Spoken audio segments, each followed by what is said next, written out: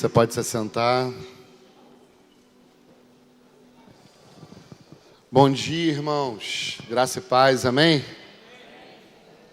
Muito bom a gente estar aqui de volta. Acho que eu estou aqui quase todo mês, né? Estou mais aqui do que na minha igreja, irmão. Mas é muito bom poder rever os irmãos, conhecer outros. E hoje nós trocamos, né? O pastor João e a pastora Fernanda estão lá, no Rio, em Campos. E nós estamos aqui. Interessante que eles vão voltar e eu vou para lá, para a mesma igreja que eles estão ministrando essa semana. Nós vamos estar ministrando lá na mesma igreja na sexta-feira e sábado. É assim, é muito lindo ver aquilo que Deus ele tem feito. E eu penso que a igreja ela tem se tornado cada vez mais multigeográfica, né? A igreja ela está em muitas geografias. Isso já é algo que acontece, a igreja está em várias regiões, mas o que Deus tem feito é que essa igreja que está em muitas regiões tem se tornado uma igreja só. Apesar das nossas identificações, né, institucionais, porque é necessário nós termos um CNPJ para que nós possamos existir diante da lei, diante do Estado. Nós temos nos tornado a cada vez uma igreja só. Amém? E nós não seremos conhecidos nesse mundo pelas nossas placas. Isso não é interessante para Deus. Interessante para Deus é que nós sejamos conhecidos como discípulos dele. Então, quando nós formos né, o mundo vai saber que ele nos enviou. Então, isso é muito, muito bom. Nós somos com a igreja de Guarapari e nós nos sentimos felizes e em casa, né, quando nós estamos aqui. Eu quero convidar você a abrir sua Bíblia no livro de Mateus, capítulo número 13. Nós estamos aqui pela manhã, eu estou aqui com a minha esposa Juliana, minha esposa linda, que veio, né, está aqui pela primeira vez aqui na igreja de Guarapari. Amém? E estamos também com um casal, pastor Isaac, pastora Sueli, lá de Vila Velha, que já são conhecidos também aqui de vocês. E é isso. Amém? Vocês acharam aí? Mateus, capítulo de número 13.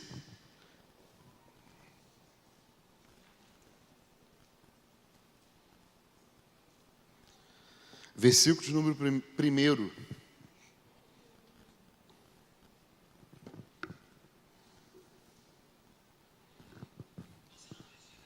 Diz assim. Amém? Pode ir? Naquele mesmo dia, Jesus saiu de casa e se assentou à beira-mar. E grandes multidões se reuniram em volta dele, de modo que entrou num barco e se assentou. E toda a multidão estava em pé na praia. E de muitas coisas lhes falou por parábolas, dizendo: Eis que o semeador saiu a semear. E ao semear, uma parte caiu à beira do caminho, e vindo as aves, a comeram. Outra parte caiu em solo rochoso, onde a terra era pouca, e logo nasceu, visto não ser profunda a terra. Saindo, porém, o sol a queimou, porque não tinha raiz, secou-se. Outra parte caiu entre os espinhos, e os espinhos cresceram e a sufocaram. Outra, enfim, caiu em boa terra. Deu fruto a 100, 60 e 30 por um. Quem tem ouvidos para ouvir, ouça. Então os discípulos, se aproximando de Jesus, lhes perguntaram: por que o Senhor fala com eles por meio de parábolas? Ao que Jesus respondeu: porque a vocês é dado a conhecer os mistérios do reino dos céus, mas àqueles isso não é concedido, pois ao que tem mais será dado e terá em abundância, mas o que não tem, até o que lhe tem será tirado. Por isso falo com eles por meio de parábolas, porque vendo não veem, e ouvindo não ouvem nem entendem.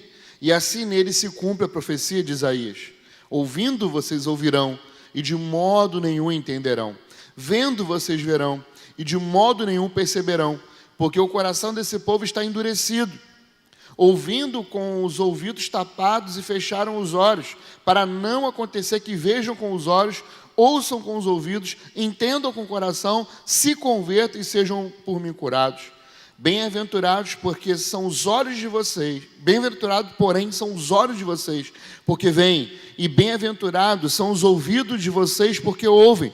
Pois em verdade lhes digo que muitos profetas e justos desejaram ver o que vocês estão vendo, mas não viram, e quiseram ouvir o que vocês estão ouvindo, mas não ouviram. Amém? Feche seus olhos. Pai, obrigado pela Tua palavra. Tua palavra que é viva e eficaz, que é penetrante como uma espada de 2 gumes. Penetra na divisão da alma, do espírito, das juntas e medulas. Eu te peço que essa palavra, ela possa discernir os pensamentos e as intenções dos nossos corações. Que ela nos marque, que ela nos afete, que ela transforme a nossa rotina, que ela transforme a nossa jornada, que ela transforme o nosso caminhar, os nossos passos, a nossa mente, para que a sua luz brilhe no nosso interior e através de nós. Te pedimos isso para a glória de Deus Pai. Amém. Eu acho bem interessante essa parábola no livro de Mateus, porque você vai ver essa mesma parábola lá no capítulo de número 4 de Marcos.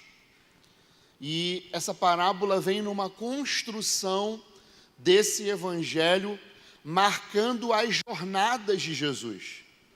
Jesus, ele começa a ministrar no evangelho de Mateus, especificamente, lá no capítulo de número 4, versículo de número 17, aonde Jesus começa a trazer uma proclamação para o seu povo. E a proclamação era a seguinte: arrependei-vos, porque é chegado até vocês o reino de Deus. Ou seja, o futuro que vocês tanto aguardam, ele já chegou, ele está no meio de vocês.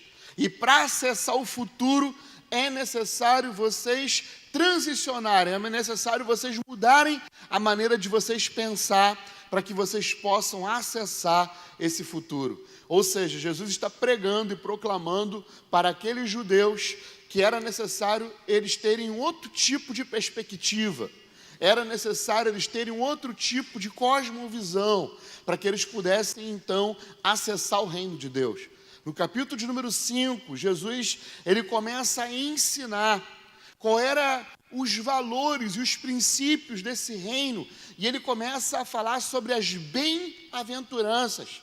Ele começa a ensinar um tipo de cultura do céu que é totalmente oposta à cultura que os homens estavam vivendo na terra, porque ele diz: bem-aventurados são os pobres de espírito.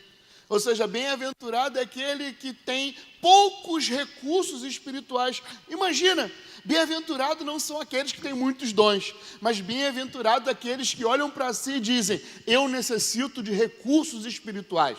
Jesus começa pregando sobre isso, de bem-aventurados mansos. Imagina, um mundo em conflito, um mundo em que os próprios discípulos de Jesus andavam armados. Pedro tinha uma espada. Jesus diz que bem-aventurados são os mansos, porque esses herdariam a terra. Como que vai herdar a terra sendo manso? Porque as terras só poderiam ser conquistadas por meio da luta armada. Então Jesus vem dizendo: bem-aventurados sois vós quando vocês forem perseguindo, dizendo muitas coisas contra vocês virarem um outro rosto. Quantas vezes deve perdoar? 70 vezes 7, ou seja, perdoa sempre. Então, ele vem trazendo uma cultura, que é a cultura de cima, que é a cultura do eterno, e que essa cultura, com princípios e valores do eterno, são totalmente opostas, são totalmente contra a cultura do tempo presente. No capítulo de número 8, Jesus começa não mais a pregar o evangelho sobre arrependimento, falando sobre o futuro que havia chegado, nem mais ensinar sobre os princípios. O que ele começa a fazer? Ele começa a demonstrar com sinais e com prodígios que aquele reino agora estava no meio das pessoas. Então ele começa a curar cegos, para mostrar que, para dar um sinal de que no reino de Deus os olhos seriam abertos. Ele começa a estar perto daqueles que choram, ele começa a estar perto daqueles que estão alegres, ele está em festas, ele está chorando junto com aqueles que perderam seus entes queridos, ele está ressuscitando pessoas, porque ele está dando sinais. Olha, eu curo os doentes, por quê? Porque no reino dos céus, na eternidade, não tem mais doença. Então ele está demonstrando, a partir do capítulo número 8, que o reino dos céus estava chegando por meio desses sinais. E aí, no capítulo de número 13, nós chegamos com Jesus, ele ensinando sobre a dinâmica do reino. O reino tem uma dinâmica de funcionamento, o reino tem uma dinâmica de crescimento. E no capítulo 13, Jesus vai ensinar 7 parábolas de como é esse reino.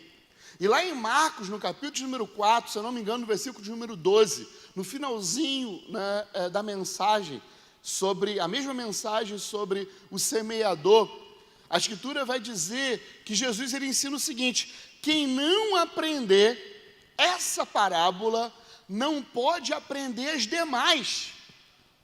Uau! O que ele está dizendo?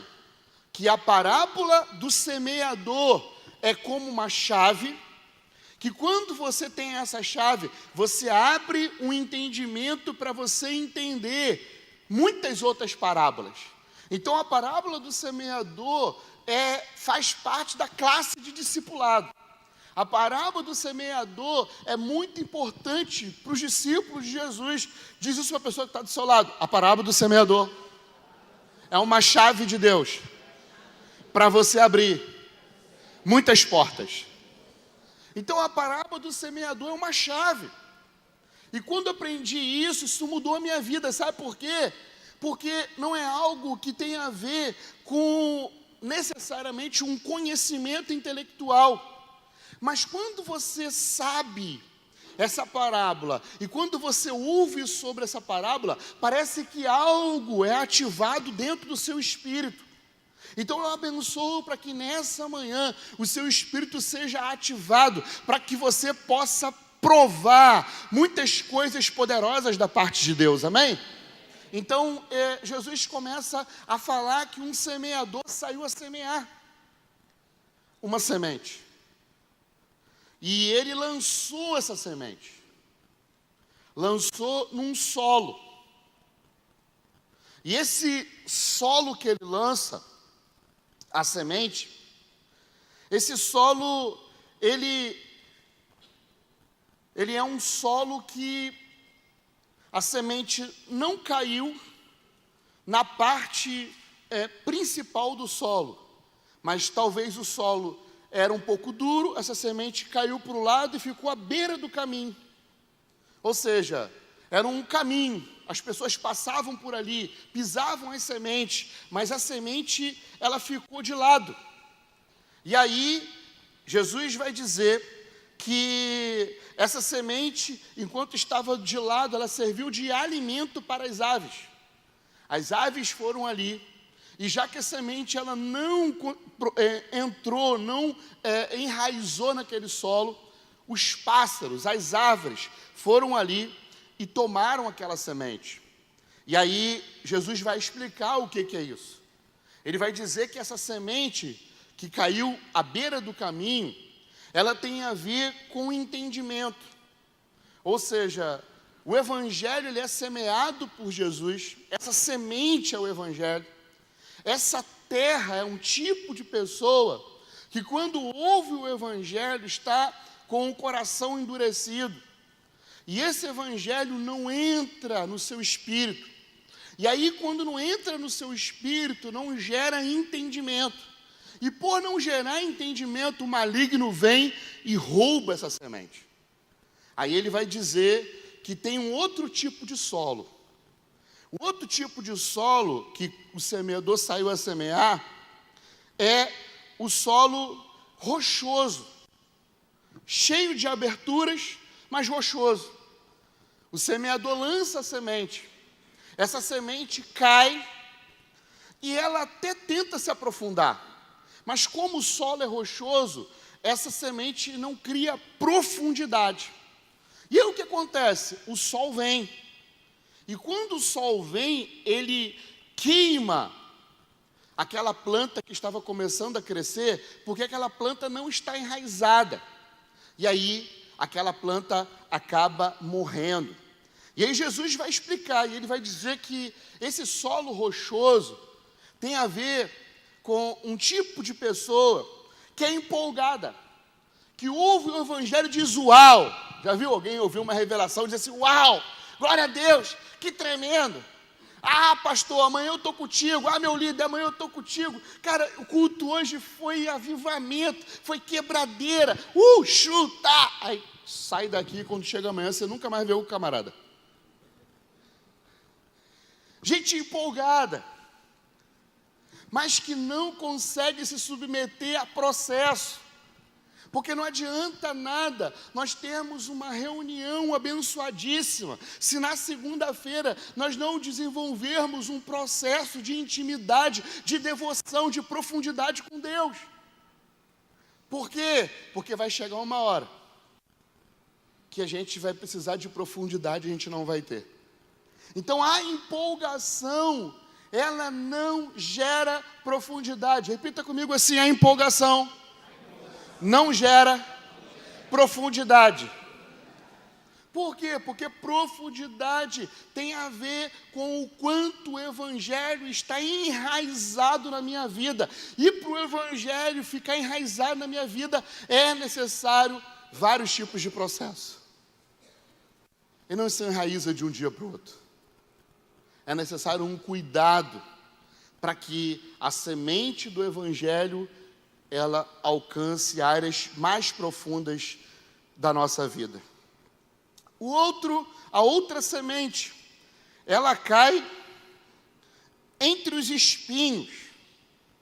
Então ela está lá numa terra,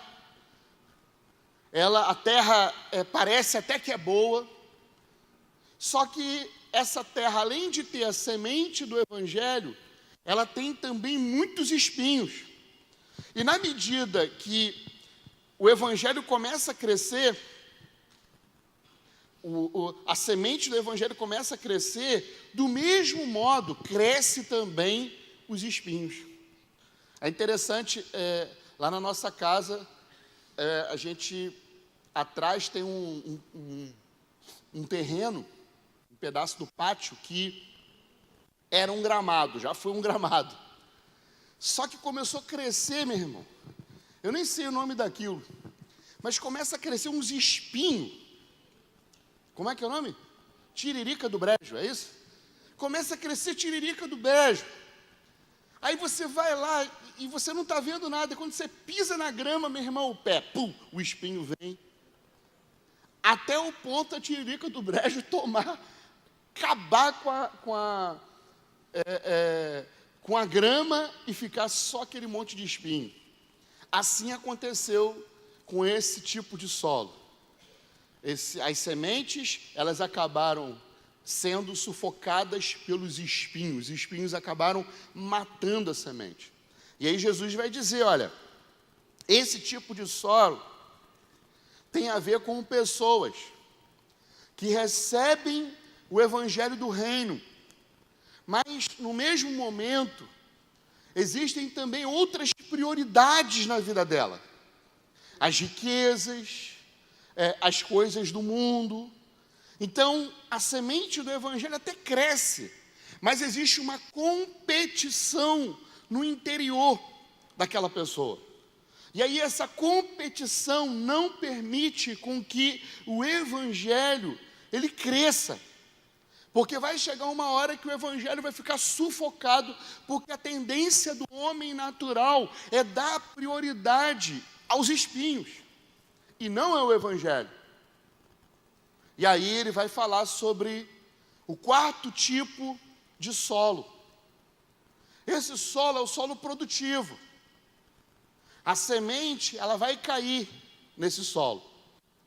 E no mesmo solo, algumas sementes vão produzir a 30%, algumas sementes a 60%, e outras sementes vão produzir 100% no mesmo solo.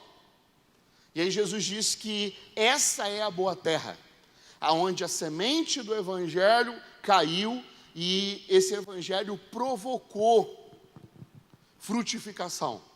30%, 60% e até 100%. Ou seja, ele está falando que a boa terra, ou seja, mesmo pessoas que têm o coração aberto para o Evangelho não nasce 100% em alguns, 30%. O Evangelho toma 30% das suas vidas. Um outro tipo o mesmo tipo de solo, mas outras pessoas 60%. Toma 60% das suas vidas. E um outro tipo de gente se torna o próprio Evangelho. Tem um processo no solo fértil. O solo fértil passa por um processo de crescimento, 30%, 60% e 100%. 4 tipos de pessoas aqui que Jesus está ensinando como que é quando nós lançamos a semente do Evangelho. Ele está dizendo que de um público de 100 pessoas, apenas 25% das pessoas é que vão frutificar. E mesmo dentro das 25%, algumas vão frutificar 30%, outras a 100%, e outras umas a 30%, outras a 60% e outras a 100%. Ele está dizendo que apenas de 4 pessoas, apenas uma frutifica. Uau! Isso é terrível para quem fala. Porque você imagina quantas pessoas você já pregou o Evangelho, quantas pessoas você já falou sobre a palavra, e as pessoas passaram batidas e não te deram atenção. Jesus está dizendo aqui, não se preocupe, porque tem gente que deixa a semente à beira do caminho, achando, uma hora eu dou atenção ao Evangelho. Eu não sei se você foi assim, mas eu já fui assim. Uma hora eu me converto, e as pessoas pregavam para mim, eu dizia, não, vai chegar minha hora, uma hora eu converto. E eu jogava a semente para o lado. Só que jogar a semente para o lado é não ter entendimento. E aí o diabo vem e rouba a semente. E um dia pode ser que ele roube a última semente, a última chance da nossa vida de termos uma virada para a eternidade. E isso acontece com muitas pessoas. De perderem a semente e de não conquistarem a salvação, porque estão sempre colocando à beira do caminho. Estão sempre dizendo, amanhã eu entendo isso. Amanhã eu me aplico ao Evangelho. Amanhã eu me aplico mais a Deus. E aí o diabo só vem roubando a semente que você recebe. Um outro tipo de gente que ouve o Evangelho são aquelas que não deixam com que o Evangelho toque as demais áreas da sua vida, porque ainda estão muito comprometidas com o mundo. Estão muito comprometidas com as coisas que acontecem lá fora, a ponto de não deixarem o Evangelho enraizar na sua vida. E aí, na hora que o sol queimar, na hora que as coisas estiverem mais tensas, a semente vai se perder. Outras pessoas que ouvem o Evangelho estão permitindo com que exista um tipo de dualidade nas suas vidas. Um dia elas são de Deus, no outro dia elas permitem com que as coisas desse mundo sejam oponentes dentro de si daquilo que receberam de Deus. E vai chegar numa hora também que a semente do Evangelho vai se perder. Então, o que nós precisamos é de sermos esse solo que a semente ela vai brotar, seja na medida que for, seja 30, seja 60, seja 100%, mas nós precisamos ser esse solo arado, ser esse solo preparado para Deus. E olha que interessante, irmãos, quando você vai lá antes da queda, em Gênesis, Deus, Ele colocou Adão em um jardim, chamado Jardim do Éden. E Deus deu a Adão uma missão. A missão de Adão era plantar, sim ou não? A missão de Adão era semear a semente? Não. Qual era a missão de Adão? Preparar a terra. A missão de Adão não era semear, não era plantar, não era cortar galho. Cortar alho, né? A missão de Adão era preparar a terra. Gênesis 2, se eu não me engano, 15. Adão, ele servia a Deus, lavrando a terra, cultivando a terra. Deus deu a Adão essa missão. E a palavra cultivo, em Gênesis 2,15, é a mesma palavra que serviço e culto. Ou seja, à medida em que Adão está colocando a sua expressão daquilo que Deus havia entregado para ele como missão na terra, Deus recebia aquilo como culto. Ou seja, o primeiro sacerdote que nós tivemos na terra foi Adão. E o primeiro sacerdote, o que ele fazia? Ele trabalhava na criação antes da queda, arando a terra, preparando a terra. E como é que a terra produzia? Meu irmão, o vento batia. Na estação própria, quando o vento batia e as flores estavam dando semente, ou os frutos estavam dando semente, o próprio vento jogava as sementes na terra. Já perguntou assim, pô, como é que nasceu? Já viu na sua casa, você tem lá um terreno e nasce de repente, né, um ramo de melancia ou de abóbora. Você fica assim, gente, ninguém plantou isso aqui e está dando abóbora no meu quintal. Por quê? Porque algum passarinho, ele comeu ou uma abóbora ou uma melancia, e ele trouxe a semente, e ele jogou a semente dentro do seu quintal. Então isso acontecia na criação de Deus. O vento soprava, e as sementes e os frutos caíam na terra. E a terra, porque estava arada, produzia o seu fruto. Mas não era Adão que plantava. Eram os recursos da própria criação. O que isso tem a ver com a mensagem? Isso tinha a ver com o sacerdócio de Adão. Isso tinha a ver com o culto de Adão. Preparar a terra. Isso tem a ver comigo e com você. Nós fomos chamados hoje para preparar a nossa terra. Porque esse é o nosso culto. O melhor culto que eu e você podemos fazer é preparar o nosso coração para a semente que vem do Messias, para a semente que vem do Eterno, para a semente que vem através de alguém. A semente do Evangelho precisa cair em solos férteis, em gente que preparou o coração. Meu irmão, quando nós saímos dos nossos lares, nós não podemos de maneira nenhuma ficar esperando que algo aconteça nas reuniões. Nós temos que sair com a expectativa de que nós estamos preparados para tudo aquilo que acontecer, seja de bom, seja de ruim, porque nós preparamos o nosso solo. A igreja não é o lugar de nós prepararmos os nossos solos, mas a vida é. E o interessante é que depois da queda, sabe quem foi o primeiro a receber maldição? Foi Adão ou foi a terra? A terra produz agora espinhos e abrolhos.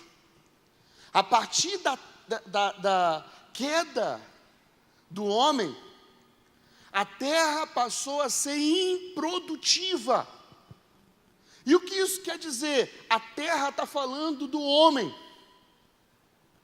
A terra está condicionada àquilo que acontece com o homem. Porque o homem Adão, ele desobedeceu, a terra começou a produzir aquilo que estava no homem. A terra começou a produzir espinhos e abrolhos. A terra se tornou improdutiva e a partir de agora o homem tem que trabalhar. O homem tem que imprimir força para a terra produzir até os dias de hoje. Com o suor do seu rosto comerás o seu pão. Interessante que se iniciou um processo de escassez, de improdutividade. Isso fala do coração humano. Ou seja, Jesus fala de 4 solos, apenas um é produtivo e mesmo assim, ele não produz 100%, ele produz 30%. E isso falando de homens, isso falando da humanidade. A humanidade se tornou improdutiva por causa do pecado. Mas o interessante é que quando Jesus Cristo ele vai para a cruz, sabe o que é colocado na sua cabeça? Uma coroa feita com os espinhos. O que a terra começou a produzir lá em Gênesis por causa do pecado? Espinhos. E agora esses espinhos estão sendo colocados aonde? Sabe o que Jesus está falando para mim e para você? Que Ele reina hoje sobre a terra. Que a partir de uma palavra que sai da boca de Deus, eu e você podemos nos tornar terra produtiva.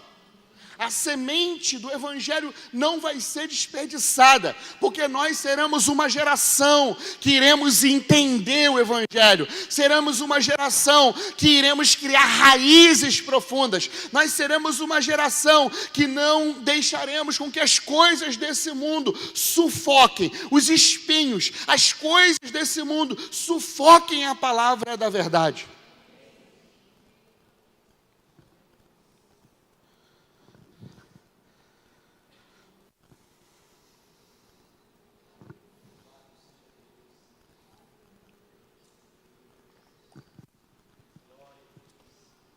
Um solo produtivo,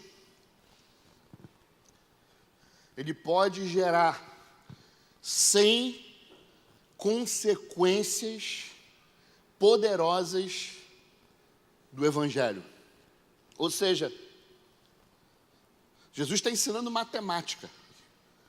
Quando você recebe a palavra, quando o teu espírito testifica com uma palavra, podem acontecer até 100 tipos de reações na sua vida. Imagina 100 transformações, 100 níveis de prosperidade, 100 níveis de cura. É isso que pode acontecer com homens e mulheres que preparam a sua vida para receberem aquilo que é de Deus, meu irmão. Por isso, precisamos viver uma vida de intencionalidade com relação a ouvirmos a palavra do reino de Deus, a ouvirmos a palavra do Evangelho, a ouvirmos a palavra de vida.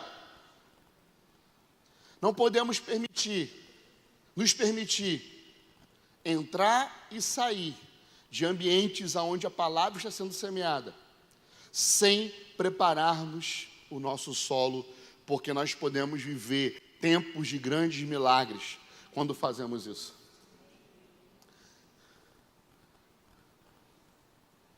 Jesus vai começar a ensinar uma segunda parábola. A parábola do joio, irmãos. Eu quero ler com você, versículo de número 24. Jesus lhe propôs outra parábola, dizendo: o reino dos céus é semelhante a um homem que semeou boa semente no seu campo. Mas enquanto todos estavam dormindo, veio o inimigo dele, semeou o joio no meio do trigo e foi embora. E quando as plantas cresceram e produziram fruto, apareceu também o joio. Então os servos do dono da casa chegaram e disseram: patrão, o senhor não semeou boa semente no seu campo? De onde vem o joio? Ele, porém, respondeu: um inimigo fez isso. Mas os servos lhe perguntaram: o senhor quer que a gente vá e arranque o joio? O dono da casa respondeu: não, porque ao separar o joio, vocês poderão arrancar também com ele o trigo. Deixem que cresçam juntos até a colheita, e no tempo da colheita direi aos ceifeiros: ajuntem primeiro o joio e amarrem-no em feixes para ser queimado, mas recolham o trigo no meu celeiro.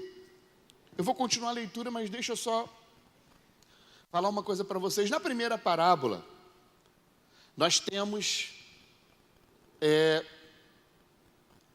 o primeiro agente, que é o semeador.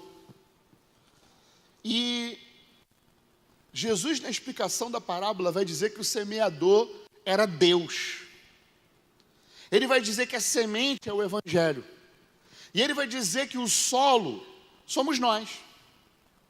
Ok? Então, o semeador é Deus, a semente é o Evangelho do reino, e o solo somos nós. Ok? Agora, olha que interessante.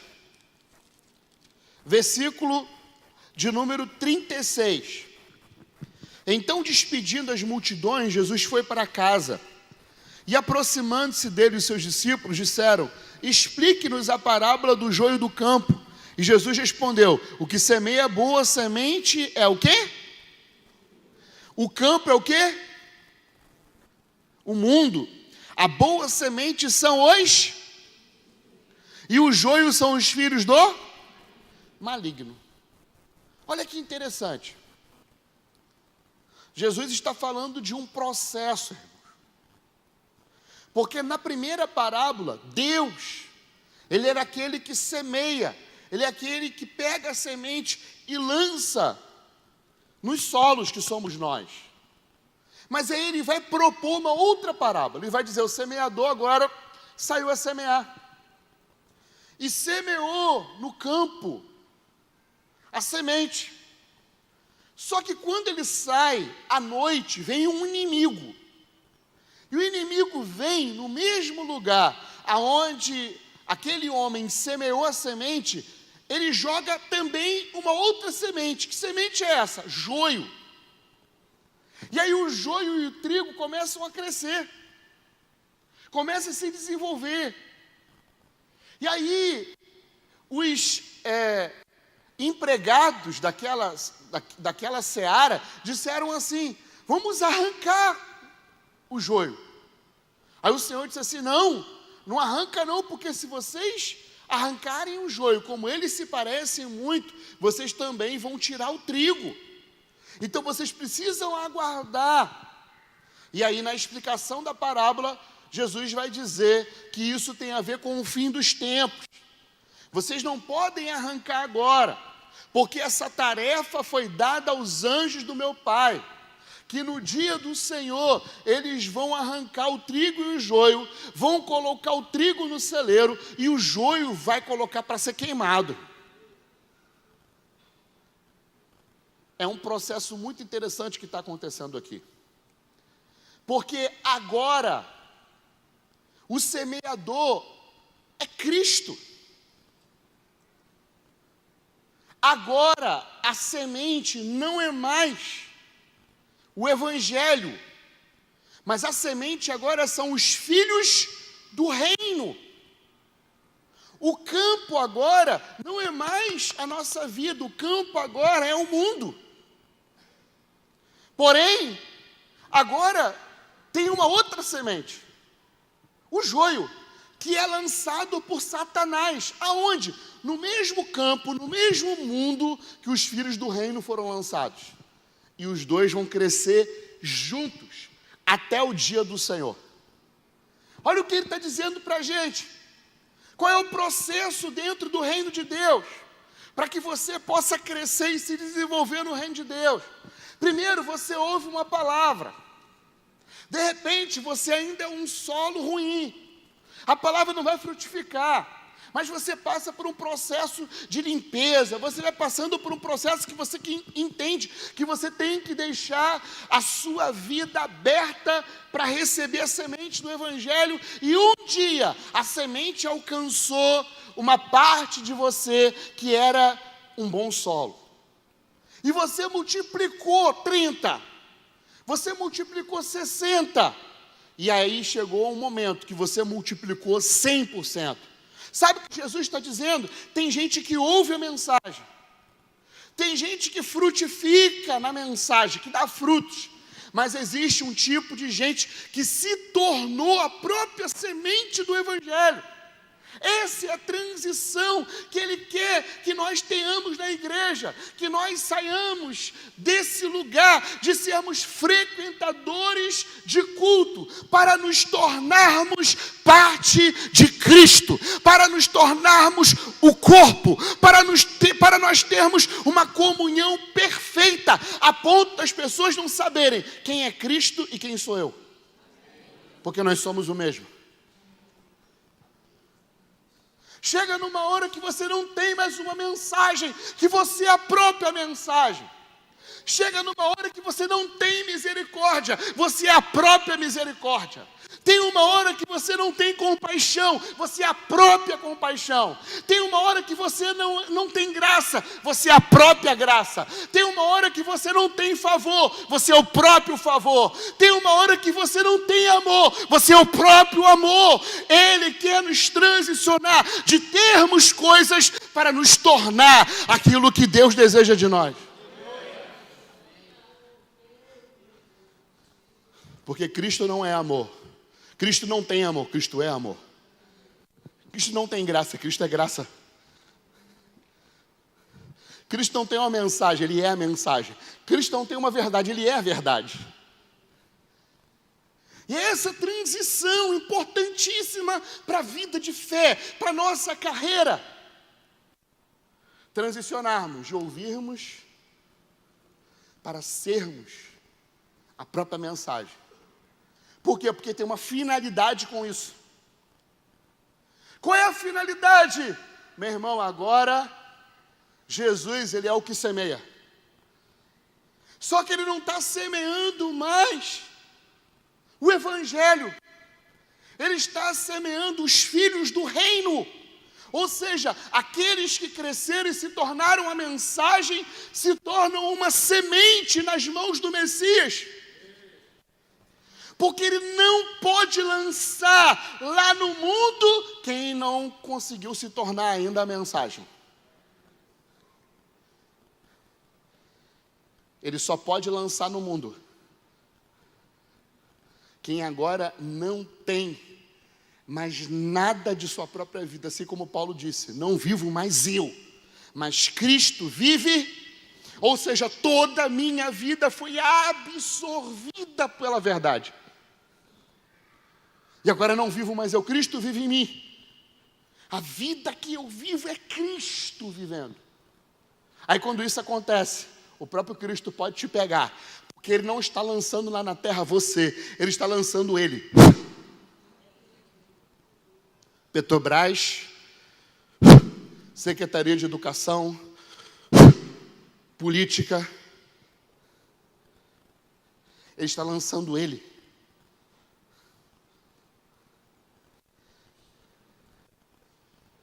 Jesus está dizendo que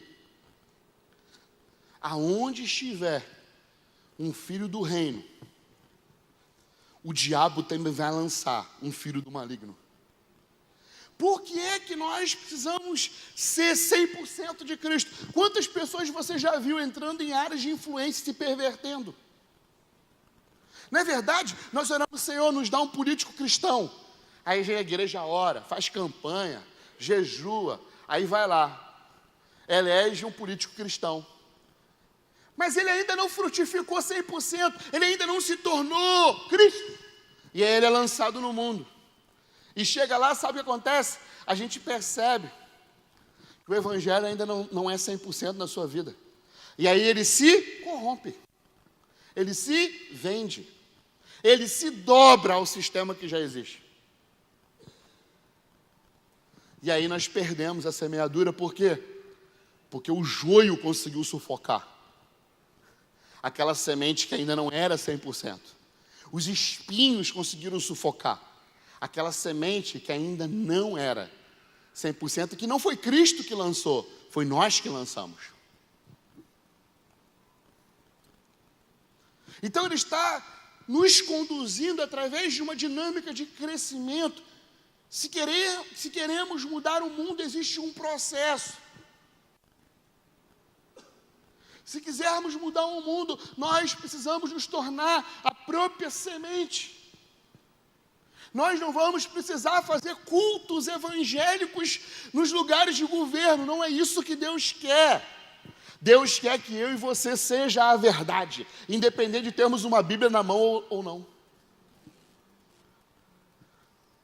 Deus não quer culto evangélico só vai atrair evangélico, irmão. Não é isso que Deus quer. Por quê? Qual é o plano eterno? As sementes vão crescer juntas, em oposição, até o dia do fim. Só que em oposição.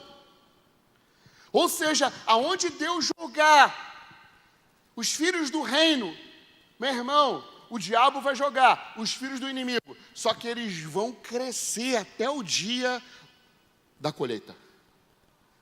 Ninguém vai ser sufocado. Nem o filho do reino vai sufocar o filho do maligno, nem o filho do maligno vai sufocar o filho do reino. Mas vai haver uma posição. A verdade e o engano vão crescer juntos. Por quê? Porque o engano, o que é o engano? Ele precisa da verdade para sobreviver. Porque se não tivesse verdade, nunca ia ter mentira e nem engano. Né? Olha lá para Adão de novo. Havia um sistema de verdade que Deus havia criado. Verdades que ele entregou a Adão. Capítulo 5 de Gênesis diz que Adão foi criado, homem e mulher. Deus criou e os chamou Adão. Então, o homem e a mulher eram chamados de Adão. Não existia Eva ainda. Eva é fruto da consciência caída de Adão, quando ele percebe depois da queda que tem alguém que não é mais ele, que tem alguém que está fora do seu corpo, que tem alguém agora que não está mais ligado a ele. Ele ora e diz: Eva. A queda produziu isso, a consciência de que homem e mulher não são um. E aí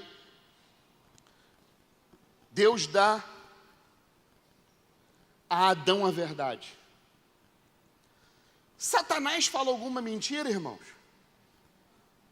O que Satanás faz? Ele joga uma semente de dúvida naquilo que Deus havia criado. Foi assim mesmo que Deus disse? Não, Deus não disse isso. Foi isso mesmo. Ele se aproveita do que Deus disse para gerar uma dúvida. Então, a mentira, ela não tem a ver com uma oposição à verdade.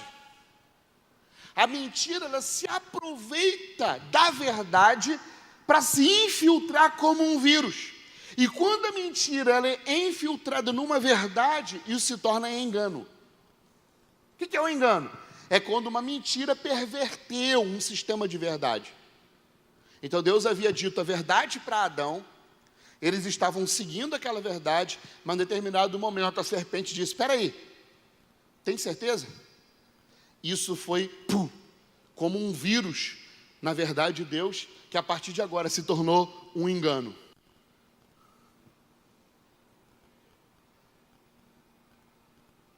Então, desde aí, a verdade, ela se tornou não mais conceitos, mas alguém. E o engano, ele também não tem a ver apenas com conceitos, tem a ver com pessoas. Porque assim como os filhos do reino, o que eles são a essência de Cristo. E quem é Cristo? A verdade. Ele disse, eu sou o caminho, a verdade e a vida. Ser a verdade não tem a ver com você falar coisas verdadeiras. Não, eu sou muito verdadeiro, eu falo a verdade. Não é esse tipo de verdade, é a verdade de Deus.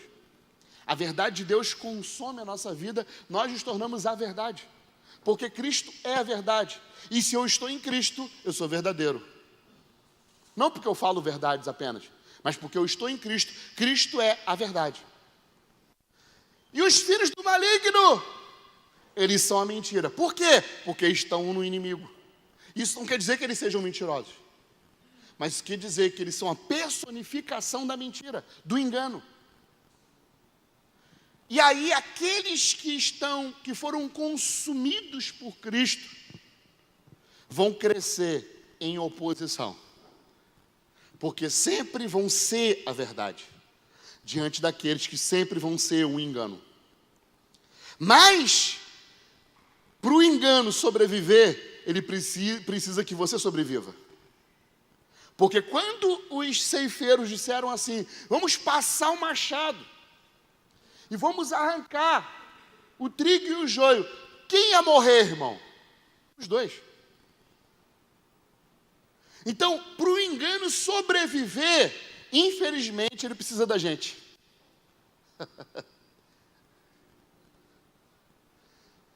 Ou seja, esquece essa possibilidade de, no mundo, você viver 100%, ou você não, todas as pessoas viverem 100% a verdade. Porque tem algo no plano de Deus, que a verdade cresça, tão quão o engano.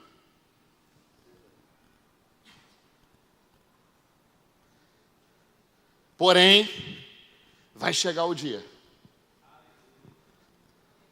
que a trombeta vai tocar, que a voz do arcanjo vai ser ouvida, que ele vai vir dos céus com os seus anjos e com os seus santos, e aí vai acontecer a colheita. Os filhos do reino entrarão no gozo, e os filhos do engano serão queimados. Isso é o que Jesus ensina. Por isso que Mateus 13 é importantíssimo para nós, porque mostra para a gente que, meu irmão, existe um processo de crescimento, existe um processo de desenvolvimento. Ontem eu falava sobre isso, quando Jacó, ele tem a visão da igreja pela primeira vez antes da igreja existir. Lá em Gênesis 28, ele vê uma escada, anjo subindo, anjo descendo. Meu irmão, ele diz, eu estou no lugar, e esse lugar é terrível, não é outro lugar senão a casa de Deus. O que é a casa de Deus? Primeiro, é o lugar onde céu e terra estão conectados. Segundo, os anjos não estão subindo de elevador. Tem anjos subindo, por aonde? Eles não estão voando, irmão. Eles estão subindo os degraus, por isso tem uma escada. Tem anjo subindo a escada, tem anjo descendo a escada. Não tem elevador. Sabe o que o Espírito está comunicando conosco? A igreja é o lugar, sim, onde o céu e a terra estão conectados. Porém, ninguém sobe voando, ninguém sobe de elevador. É por processo em processo, crescimento em crescimento. Então Deus não nos chamou para nós nos reunirmos aqui, adorarmos, bendizermos ao nome dEle, ficarmos empolgados e depois irmos embora para nossa casa, não. Deus nos chamou para esse lugar, para que a gente possa subir escada. Amém? E hoje é dia de você subir uma escada, hoje é dia de subir mais um degrau, hoje é dia de avançar mais um pouco. Nós estamos sendo treinados para subir uma escada.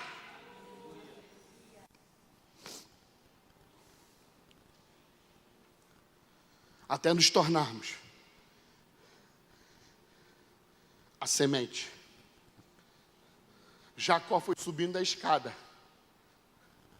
Ele subiu como indivíduo. Ele começou a subir a escada como Jacó. E sabe como é que ele terminou? Israel. Ou seja, tudo na igreja começa comigo. Eu preciso da tua bênção, eu preciso de transformação, eu preciso ser curado. Mas quando você começa a subir a escada, você não pensa mais em você. Porque Deus começa a fazer de você uma grande nação. Os propósitos agora não são mais individuais, mas agora são do corpo de Cristo. Tudo começa com um, mas termina com uma multidão. Deus disse para Abraão: Abraão, conta as estrelas, conta a areia do mar. Está começando com Abraão, mas vai terminar com a gente que está aqui, a descendência espiritual que Deus deu a Abraão. Começa com um, mas a ideia de Deus é o coletivo. Começa no indivíduo, mas termina no coletivo. Então por que precisamos nos tornar a semente? Porque Deus quer nos lançar para que nós venhamos multiplicar na terra agora. Assim como a semente multiplicava 30, 60 e 100, agora Ele deseja nos pegar e nos lançar. Não é dentro da igreja, não é dentro da igreja que nasce joio e trigo juntos, não. Aqui todo mundo é trigo. Agora Deus está te pegando. Quando Ele te pegar, quando você se tornar a verdade, Ele vai te pegar e vai te lançar lá fora. E lá que nós somos testados, irmãos. Não é aqui.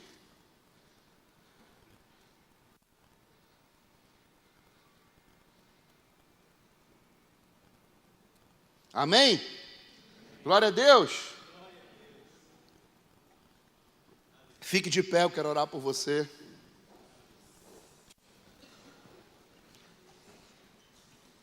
Diga assim comigo hoje: eu estou subindo uma escada. Eu estou me tornando uma semente. Então, meu irmão, não é que você vai ter oposição lá fora, é que você vai ser oposição. A igreja não é um lugar da gente se esconder dos ataques de Satanás. A igreja é o lugar onde nós nos preparamos para subir a escada. Porque Cristo edifica a sua igreja. E enquanto Ele edifica a igreja, as portas do inferno não podem prevalecer. Ou seja, enquanto Ele edifica, nós é que estamos crescendo. Nós é que estamos nos opondo ao mal. Não é o mal que está se opondo ao bem. Porque nós ficamos sempre na defensiva. Meu Deus, o joio está crescendo, e agora? Como os discípulos disseram, o joio está crescendo, arranca logo. Nós estamos com medo do mal. Não é essa a posição que Deus quer. Deus quer que nós nos tornemos um exército de oposição.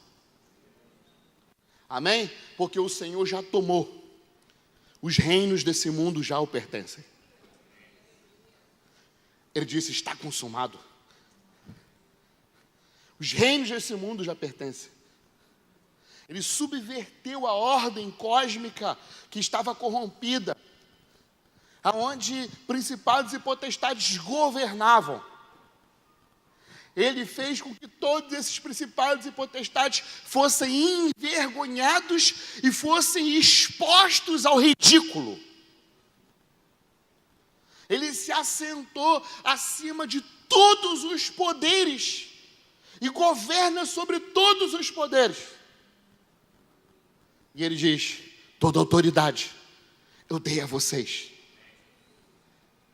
Aquele que reorganizou a desordem cósmica que havia no mundo, a desordem, a injustiça, e que está assentado nas regiões celestiais, dele pertence aos céus. Mas a terra Ele entregou aos filhos dos homens. Existe uma autoridade que foi entregue a mim e a você. Mas existe um processo para que essa autoridade ela seja 100% eficaz. Recebemos a semente. Ou seja, precisamos preparar o solo. Recebemos a semente. Frutificamos 30, 60, 100%. Nos tornamos a mensagem. Agora, o semeador vem. A Escritura diz que Ele dá uns para apóstolos, dá outros para profetas, dá outros para evangelistas, dá outros para pastores, dá outros para mestres.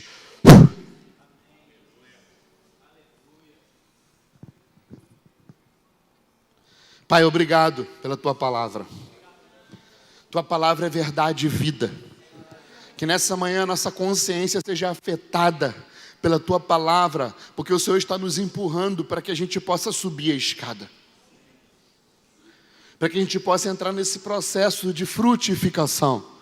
30, 60, 100%, até nos tornarmos os filhos do reino que o Senhor vai poder lançar no mundo, Pai. Obrigado por essas verdades tão profundas. Que o Teu Evangelho, Senhor, possa causar impacto na nossa mente, no nosso coração.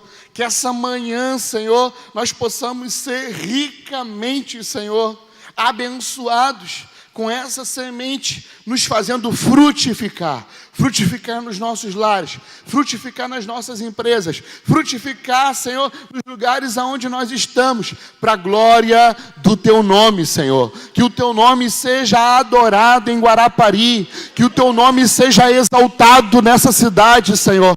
Que essa cidade não seja, Senhor, apenas um portal aonde as pessoas transitam para um descanso, mas que nessa cidade as pessoas possam entrar num portal aonde elas possam conhecer as realidades espirituais que a igreja dessa cidade está vivendo para a glória do Teu nome, Senhor. Vem mais uma vez nesse lugar, vem mais uma vez nesse lugar, vem mais uma vez nesse lugar, Senhor, e toca-nos, toca-nos, toca-nos com o Teu poder, toca-nos com a Tua glória, toca-nos com a palavra da Tua verdade, toca-nos com a palavra que sai da Tua boca, toca-nos com graça, toca-nos com amor, toca-nos, Senhor.